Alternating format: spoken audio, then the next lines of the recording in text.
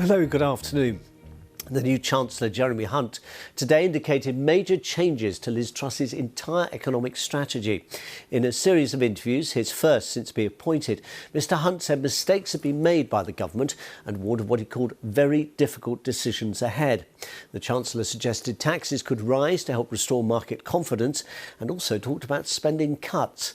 Mr Hunt was appointed yesterday after the Prime Minister sacked his predecessor, Kwasi Kwarteng. Here's our political correspondent, Arnie Wells. Well, hours into his new job, the Chancellor was tasked with setting out his stall. It was a very different stall from the one the Prime Minister set out. On Wednesday, she said she's absolutely not planning public spending cuts. But listen to this. We have some very difficult decisions ahead. Difficult decisions on spending, which is not going to rise as much as people hope. And I'm going to be asking all government departments to find additional efficiency savings. That's going One person's efficiency savings is another person's cuts. Yes. And remember when Liz Truss said the country can't tax its way to economic growth? We're also going to have pressure on the tax side. Taxes are not going to come down by as much as people hoped, and some taxes will have to go up. Then there was her pledge to boost spending on defence to 3% of national income by 2030.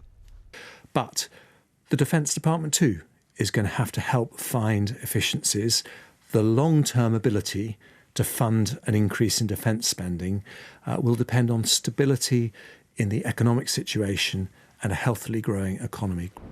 The Prime Minister moved in here just weeks ago, promising to cut taxes, to not cut public spending and to boost defence spending. The new Chancellor, who will base himself here just next door, has now said that all of those things are back on the table. This leaves massive questions for Liz Truss about what she stands for and who's really in charge after the economic plan that she won that Tory leadership election on now all hangs in the balance. The opposition were quick to say it was not enough for the Prime Minister to just replace her Chancellor. They didn't just tank the British economy. They also clung on as they made the pound sink, clung on as they took our pensions to the brink of collapse, clung on as they pushed the mortgages and bills of the British public through the roof. They did all of this. All the pain our country faces now is down to them. And there's still one person clinging on, the Prime Minister. The Prime Minister's press conference yesterday did little to ease Conservative MPs' fears about her leadership. Supporters of her policies are annoyed she has U-turned on some of her tax cuts. I have therefore decided to keep the increase in corporation tax that was planned by the previous government. MPs who didn't like them think she's not the right person for the job. Some think it would be mad to oust her already. Others argue that would be better than the alternative. Aren't you going to say sorry? And she faces more clashes with them ahead, on possible spending cuts, on her plans to bring back fracking, on changes to house building and planning rules. She's still in the top job, but feels far from being completely in control of her increasingly divided party. Ione Wells, BBC News. Let's talk now to our business correspondent, Mark Ashdown. Mark, the markets are closed for the weekend, but of course they open because of the time difference in Asia on Sunday night UK time. How are they going to react to what Mr Hunt had to say? Well, if you cast your mind back to September the 23rd, not only did we get this mini budget, we also got a new phrase, Trussonomics, describing Liz Truss's vision for high growth, high wage, low tax economy. Just 3 weeks later, this morning, her new Chancellor buried it. She might still be Prime Minister, but Jeremy Hunt says he has a clean slate to completely rethink this economic plan. So we've gone from tax cuts to tax rises, from huge investment to a spending slowdown. Make no mistake, this is a back to the drawing board moment, driven, as you say, in large part by the turmoil in the markets in the past few weeks. The pound battered, the cost of government borrowing going through the roof, along with mortgage rates. The initial reaction, people I've spoken to today in the city say they welcome this fresh approach. They think Jeremy Hunt is a man who gets it. They can trust him. But credibility remains low. And these problems are not going away. Remember, the government still wants to borrow tens of billions of pounds to help families, people with their energy prices. That is going to need paying for. We will, as you say, get the verdict from the market Sunday night, Monday morning. But there remains a huge challenge to make these figures add up. Mark Ashdown, thanks very much. Turkey says 40 people are known to have died in a coal mine near the Black Sea coast after a suspected methane explosion on Friday. Turkey's Interior Minister said a number of miners thought trapped had been found dead at the site in Amasra. Ajana Gadgil reports. Smoke billowing from the site of the explosion, one of Turkey's deadliest industrial accidents in years. The blast took place at a state-owned coal mine in the Black Sea port town of Amasra. Over 100 people were working there at the time. More than 70 workers took part in rescue efforts, which went on throughout the night. Crowds gathered around the head of the mine shaft, many family members of the dead and injured. It's believed methane ignited at a depth of 300 metres, causing a fire in one of the tunnels. 110 of our brothers were working in the mine. Some of them, the ones on the upper level, managed to exit right after the explosion. Some others have been rescued. Turkey suffered its deadliest coal mining disaster in 2014 when 301 workers died in a blast in the western town of Soma. The local prosecutor's office said it was treating this incident as an accident and has begun an investigation. Anjana Gadgil, BBC News.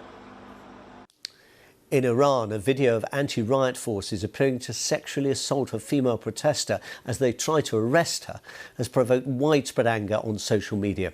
The footage, which was marked here by a red circle, shows a group of officers surrounding a woman in Argentina Square in the heart of Tehran. Social media users have called for the resignation of Iran's police chief.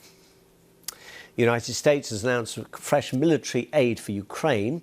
A $725 million package includes ammunition, missiles and military vehicles and brings the total military assistance provided to Ukraine by the Biden administration to more than $18 million so far. 18 billion, forgive me. Fresh tributes have been paid to the actor Robbie Coltrane, whose death was announced on Friday.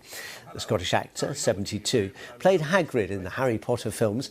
He was also known for his work in comedy and as the main star of the ITV detective drama series Cracker.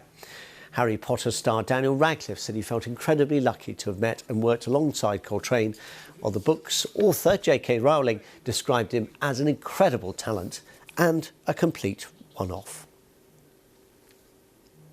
Well, now it's the beginning of the much-delayed Rugby World Cup. Here's Hugh Ferris with that and all the other sports news. Good afternoon, Hugh. Yes, good afternoon. It gets underway this afternoon with hosts England taking on Samoa. Holders Australia have won the men's trophy 11 times in their history, but this year's tournament is expected to be a lot closer. We can cross live now to our reporter Adam Wilde, who's at St James's Park. Adam. Hugh, a year later than expected, the Rugby League World Cup finally gets underway here in Newcastle this afternoon. It's being billed as the biggest, the best and the most inclusive competition that Rugby League has ever seen. The women's and the wheelchair competitions, well, they get underway in a couple of weeks' time, but the focus this afternoon very much on the men's tournament. The hosts, England, desperate to start the competition with a win in front of a raucous, noisy, big crowd here in Newcastle. But they're up against the Samoa side, who are a real emerging force in this game. There'll be a tough match for England this afternoon. There'll be a tough match for anyone in this tournament. Now, a little later on, attention turns to Headingley, where Australia, defending champions, take on Fiji. Now, remember, Australia have been champions 8 out of the last 9 World Cups. They remain the team to beat. But it all begins here in Newcastle. The opening ceremony gets underway very shortly. Well, England continued their successful start to the Women's Rugby Union World Cup with a narrow victory against France. Scotland, though, need to win their final pool match to keep alive hopes of staying in the competition after an agonising defeat to Australia. Joe Curry reports. England may have won their last 26 matches, but games against France are rarely comfortable. Usually labelled Le Crunch, this UK breakfast time clash, redubbed Le Brunch, started with some bite. The French losing 2 key players early on before the roses struck. Emily Scarrett crashing through a resolute defence to touch down, kicking the conversion and a penalty to put her side ahead at the break. After the restart, England built, but blundered. And as pressures mounted, tempers flared and spilled over. In this kind of game, points matter, Scarrett stretching England's lead, and that kick proving to be a wise decision, as moments later France showed their class, putting themselves on the scoreboard and right back in it. A big finish loomed, but whilst the French defence held strong in the closing stages, keeping England at bay, they themselves couldn't find a way through to close the gap. England rattled, but make it 2 wins from 2. Meanwhile, there was more World Cup heartache for Scotland. Having led Australia 12-0 at the break, they were overrun in the second half, eventually succumbing to another narrow defeat. And that leaves them needing to beat New Zealand next weekend for any hope of making the quarter-finals. Jo Curry, BBC News. Finally, there'll be a bit of boxing history tonight when Claressa Shields and Savannah Marshall headline the first ever all-female UK boxing card. Marshall and Shields take part in one of 11 bouts on the night and faced off yesterday for the final time before they contest the undisputed middleweight championship at the O2. Shields hasn't lost a fight since being defeated by Marshall 10 years ago. And that's all your sport for now. Hugh, thank you very much. That's it for us. The next news on BBC One is at 5:20. Have a good afternoon.